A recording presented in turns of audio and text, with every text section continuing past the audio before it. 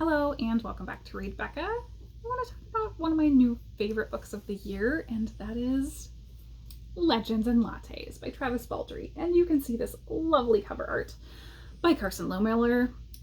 This is a cozy, comfort reading, wonderful high fantasy world.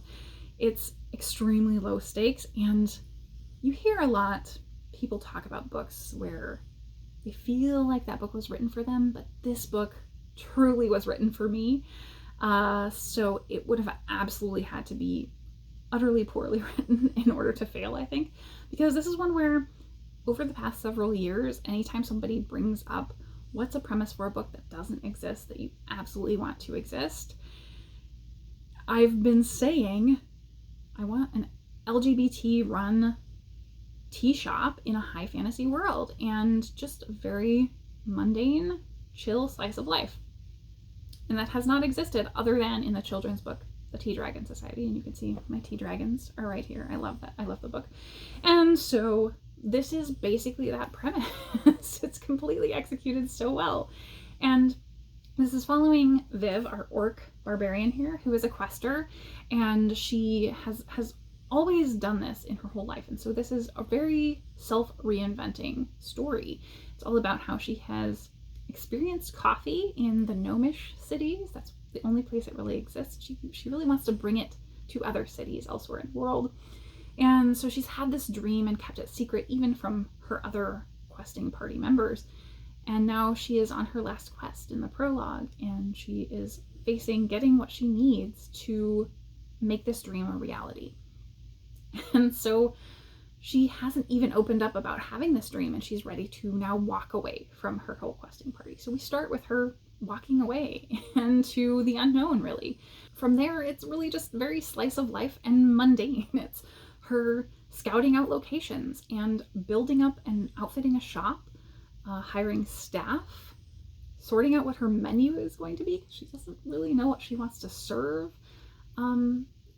Figuring out how to draw in customers because she knows nothing about what she's doing or how to market this. She hadn't even thought about marketing because she really just thought everybody would want coffee even though they never heard of it. So what is wonderful about this is that she hires Tandri, our succubus here, as one of her first staff, who is very much a balance to Viv because she's very artistic, number one, and she also knows a lot about the marketing aspects. She's very planning oriented, whereas Viv is kind of just like, let's get stuff done. And it's very true to character. So I liked that depiction of Tandri as a character because often when you have somebody who is really artistic, they're portrayed as or stereotyped as disorganized. And in this case, she does plan, she does understand all of the marketing things, and she's able to handle a lot of the workload that Viv cannot. And so I really liked that depiction.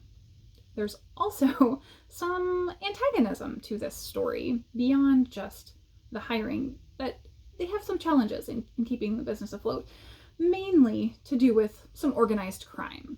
It's definitely not high stakes. It stays pretty low, and Viv has to deal with these problems in creative ways in keeping her business afloat. So there is just so much to love in this quiet, cozy book. It's just utter comfort reading. The descriptions of the coffee are wonderful, but even more the food. The food is glorious. So Viv hires a ratkin baker named Thimble, who is just amazing. And the descriptions of the baked goods will get your mouth watering. Do not go into this hungry at all. But not just him. There also are all these skilled workers that she brings around her that become a little community, not just the workers, but also the regulars who attend the cafe. Everyone kind of comes around and supports her in making this business work. So I just loved that aspect. So on the more serious side of things I loved about this is that it doesn't really engage with the high fantasy racial tropes or joke at people's expense for their race, because we have this big cast of almost entirely humanoid but not human characters. Like Viv being an orc barbarian, there are lots of jokes or kind of racial stereotypes that could be played into there, and this avoids that. It does mention the fact that, you know, she's big and strong at times, but it doesn't ever joke at her expense. And it's almost like a Bridgertonized setting where these people just exist. They're just there, and it's conflict free. And I absolutely thought that was wonderful in how it dealt with this. There was one thing that I did actually think was a wonderful way of engaging with the topic. So Tandri, our succubus here, has a backstory that involves some harassment simply because she's a succubus. And I love that engaged the topic really deftly and with some nuance. And it looked at the stereotype and showed that she is not the stereotype. So I really, really thought that was well done. So the only very minor nitpick that I would even have, it's just me looking for something to critique, is that I really just wanted more romance from the Viv and Tandri relationship.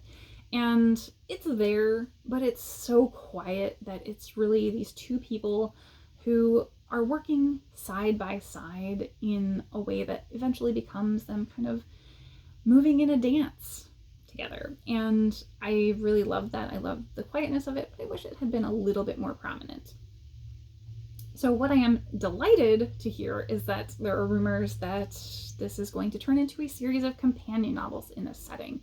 And with how this is so simple and slice of life, you need to really connect with the characters, and they have to be these richly drawn characters in a completely believable lived-in world, and they are. That's so well executed here that I think this would spin off into a wonderful shared universe, akin to something like Discworld. I could see this having those kind of story entries and just expanding out massively. So I really look forward to see whatever Travis Baldree does next. So that's it for Legends and Lattes today. Thank you so much for watching.